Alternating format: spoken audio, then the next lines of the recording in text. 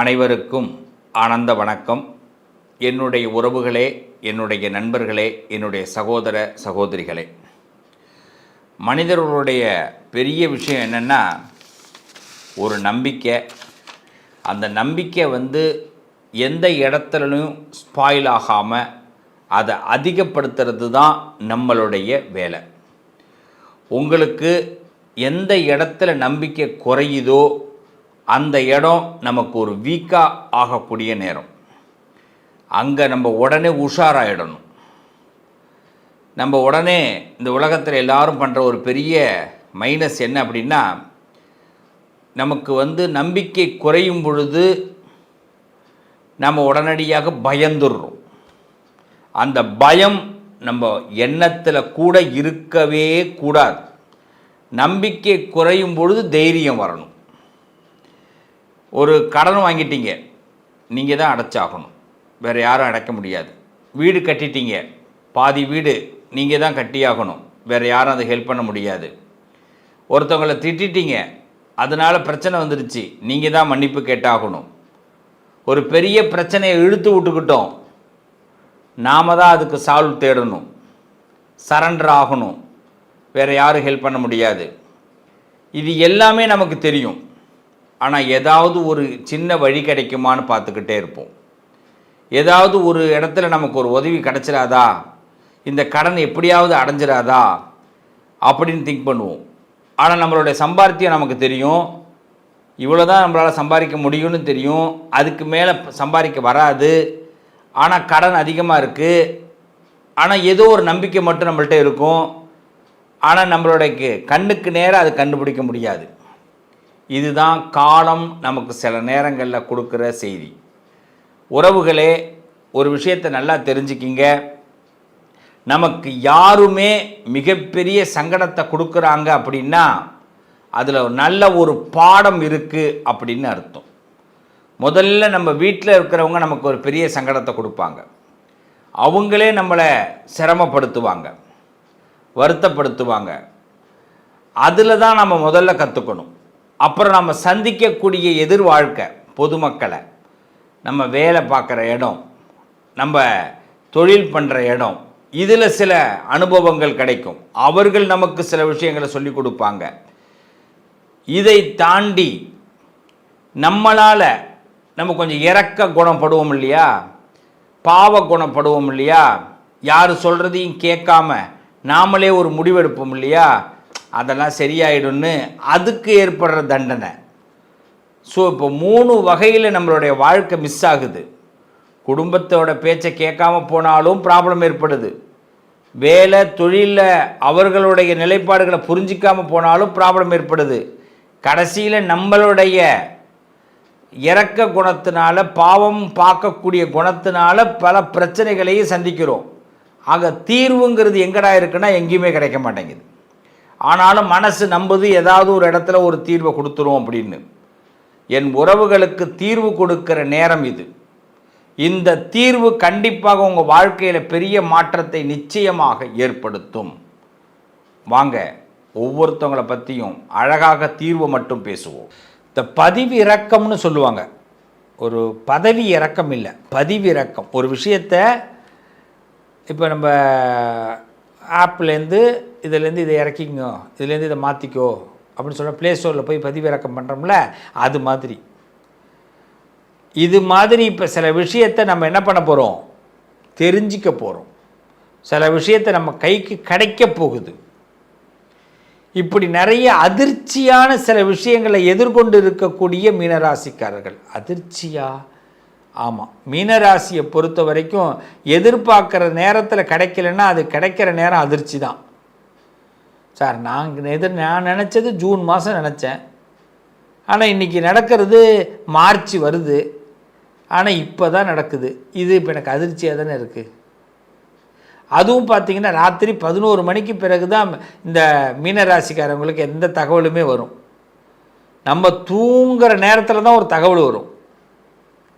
எல்லாரும் உலகமே தூங்கும், அந்த நேரத்தில் மீனராசியால் உறங்க முடியாது. அப்போது ஒரு தகவல் வரும், அது நம்மளை ரொம்ப டிஸ்டர்பன்ஸும் பண்ணும்.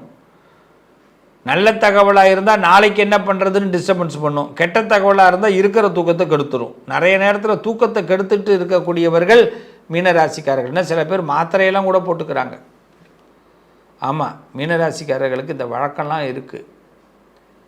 மீனராசிக்காரர்களை பொறுத்த வரைக்கும் பார்த்திங்கன்னா எல்லாராலும் பேசப்படக்கூடியது அவர்கள் ஒரு பச்சோந்தின்னு சொல்லுவாங்க. சில பேர்லாம் ரொம்ப பகிங்கரமாக சொல்லுவாங்க மீனராசிக்காரங்க ஒரு பச்சோந்தி. அப்படிலாம் கிடையவே கிடையாது. மீனராசிக்காரர்கள் பக்குவமானவர்கள், பக்குவத்துக்கு சொந்தக்காரர்கள் மீனராசிக்காரர். ஒரு மைசூர் பாக்குன்னு ஒன்று சொல்லுவாங்க, பார்த்துருக்கீங்களா? நெய் மைசூர் பாக்கு, அதுமாரி ஜிலேபி, நிறைய ஆசையாக இருக்குல்ல. இதெல்லாம் பார்த்திங்கன்னா ஒரு பாகு வைப்பாங்க. அந்த பாகில் பக்குவம் இருக்கணும். அந்த பாகு வந்து அந்த இப்படி ஒட்டி பார்த்தா அதில் அது ஒட்டக்கூடாது, அப்படி அந்த நேரத்தில் எடுக்கணும். அதான் பாகு. அந்த பிசுப்பாக அப்படி கையை பிடிச்சிக்கிடுச்சுன்னா அந்த பாகு பக்குவமாக இல்லைன்னு அர்த்தம். இது மாதிரி தான் மீனராசிக்காரர்கள் ஒருத்தவங்கள்ட்ட பேசும்போதும் அவன் மூடறிஞ்சு பேசணும், நேரம் அறிஞ்சு பேசணும். ஒரு விஷயத்தை செய்யும் போதும் இன்னொருத்தனுக்கு பிடிச்ச மாதிரி செய்யணும். வீட்டுக்காரே இருக்கார், வீட்டுக்காருக்கு சமையல் பண்ணி ஒரு வீட்டம்மா மீனராசி சமையல் பண்ணி போடணுன்னா சமையல் பிடிச்சி செஞ்சுருக்கலாம். ஆனால் போடுற பரிமாறும் போது அந்த அவர் மூடுக்கு தகுந்த மாதிரி அதை போட்டால் தான் அவர் ஓகே சொல்லுவார், இல்லைன்னா குறைய சொல்லிட்டு தான் எழுந்திரிச்சுப்பார். அப்போ மீனராசிக்காரவங்க பல இடங்களில் என்ன பண்ணுறது, என்னது செய்ய வேண்டும் என்று தெரியாமல் குழம்புவார்கள். இப்போ இவங்களை போய் பச்சோந்தின்னு எப்படி சொல்கிறது? அப்போ அவங்க என்ன பண்ணுறாங்க, சரி இவங்களுக்கு இப்படி சொன்னால் புரியாதுன்னு வேற ஒரு ரூட்டை எடுக்கிறாங்க. இப்போ ரூட்டை மாற்றி போகிறவங்க பச்சோந்தியா? கிடையாது, வெற்றியாளர்கள். அதனால் மீனராசிக்காரர்களுக்கு எப்பயாவது ஒரு மனசங்கடம் வருது, மனசில் ஒரு குழப்பம் வருது, பணத்தட்டுப்பாடுகள் வருதுன்னா தைரியமாக ஒன்று சொல்லுவாங்க. அதாவது என்ன சொல்லுவாங்க, அவன் காலில் விழுற கூட இவன் காலில் விழலான்னு ஒரு பழமொழி ஒன்று சொல்லுவாங்க. சாட்சிக்காரன் காலில் விழுகிறத விட சண்டைக்காரன் காலில் விழலான்னு ஒரு வார்த்தை சொல்லுவாங்க. இது உண்மையாக மீனராசிக்கு பொருந்தும். இந்த நம்பி சில பேர் நாளைக்கு பண்ணித்தரேன், இன்றைக்கி பண்ணித்தரேன், அப்புறமா பண்ணித்தரேன்னு சொல்லுவான். அவனை நம்புறதை விட எதிர்க்கிறான் பாருங்க, அவங்ககிட்டே போயிடலே இன்றைக்கி ஒரு நாள் எதிர்ப்பு நிப்பாட்டிக்கிறா, நான் கொஞ்சம் ரெடி பண்ணிக்கிறேன்டான்னு சொன்னால் அவனே ஒத்துப்பான். அதனால் மீனராசிக்கு இந்த காலகட்டத்தில் தைரியம்தான் தேவை. இந்த தைரியத்தை ஒரு மனுஷனால் உங்களுக்கு கிடைக்கும், ஒரு நபரால் கிடைக்கும், ஒரு சம்பவம் தைரியத்தை கொடுக்கும். இதுக்கு தயாராக இருங்க. அப்போ எதையும் ஃபேஸ் பண்ணுறதுக்கு தயாராக இருங்க, ஃபேஸ் டு ஃபேஸ். இப்போ போய் பயந்து இருக்கிறது, வருந்தி இருக்கிறது, அதெல்லாம் வேண்டாம். நீங்கள் ஒரு கிங் மேக்கருங்கிறது இப்போ உங்களுக்கு நடக்க போகுது. ஒரு சில பிளான் தவறியாச்சு, ஒரு சில பிளான் தப்பாக போயிட்டு, ஒரு சில பிளான் வந்து ஒரு சிலரால் மாறி போயிட்டு, ரொம்ப நம்பிட்டோம். அவன் அவ்வளோ பேருக்கு ஒஸ்ட்டு, அவன் என்ன சொல்லுவாங்க, ஒஸ்டான ஆள், ஒர்த்தான ஆள் இல்லை. நம்ம ஒர்த்துன்னு நினச்சி ஒஸ்டான நபர்கள்ட்ட பழகிட்டோம் மீனராசிக்காரர்களே. இதை நீங்கள் புரிஞ்சுக்கணுமே. ஒர்த்துன்னு நினச்சி ஒஸ்டான ஆள்கிட்ட பழகிட்டோம். இப்போ ஒர்த்து எது ஒஸ்ட்டு எதுன்னு தெரிஞ்சு போச்சு, விலகுறோம். இந்த காலகட்டத்தை விலகி நமக்கு வெற்றி கிடைக்க போகுது. விலகிறதுனால உடனே தோல்வின்னு நினச்சிக்க கூடாது பிள்ளைகள்லாம். விலகிறதுனால தோல்வி இல்லை, விலகிறதுனால தான் வெற்றி. ஒழிஞ்சுதுடா இந்த பீடை அப்படின்னு விட்டுட்டு வாங்க. அதே மாதிரி ஒரு கெட்டவன், நான் மீண்டும் சொல்லிட்டேன், சாட்சிக்காரன் கால்றதை விட சண்டைக்காரன் காலில் உழுவுங்க, தப்பு இல்லை.